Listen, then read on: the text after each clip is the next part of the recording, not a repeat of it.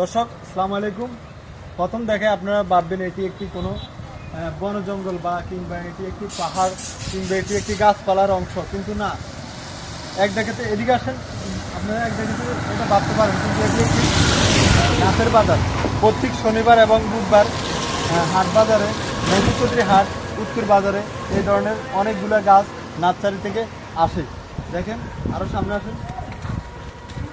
শুধু একটা নয়, এখানে প্রায় হাজার হাজার গাছ।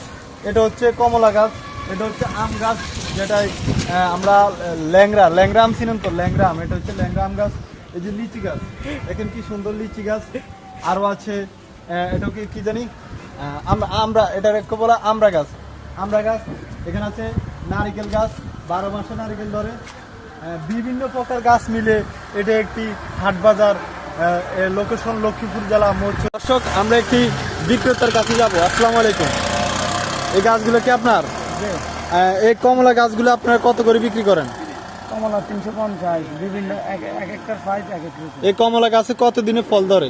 এগুলো ফল সহকারে আছে, আর যেগুলো ফল নাই আগামী বছর অবশ্যই আসবে। 1 বছরের মধ্যে আসবে। আচ্ছা, এগুলো কি টপে রুকা যাবে? এগুলো সাধারণ লাগান যাবে ডামে করে লাগানো যাবে না? তাহলে এগুলো 1 মাসে ফল ধরে না? এগুলো যেমন এটা চবেদা, থাই চবেদা 12 মাসি ফল সহকার। 12 মাসে ফল ধরবে। এটার নাম কি? জবদা? সবেদা। আসসালামু আলাইকুম। ওয়ালাইকুম সালাম। চাচা, নারিকেল গাছ কত করি? নাইকেল গাছ এমিয়ার কথা গান। আপনি কি কিনতে নাইছেন? হ্যাঁ, চাইতে পাইছি। চাইতে আছেন? হ্যাঁ। কি কিনবেন আপনি? চাইতে আছে কি ফল গাছ কিনুন যা। কি ফল গাছ মানে ভাবনা চিন্তা করতেছেন কি কিনা যায়? আমার মতামতে এখন তো বর্ষাকাল, আপনি ওই একটা আম গাছ নিবেন, একটা লিচি গাছ নিবেন। এগুলো বর্ষাকালে অনেক ভালো হয়। ঠিক আছে। ওকে, ঠিক আছে।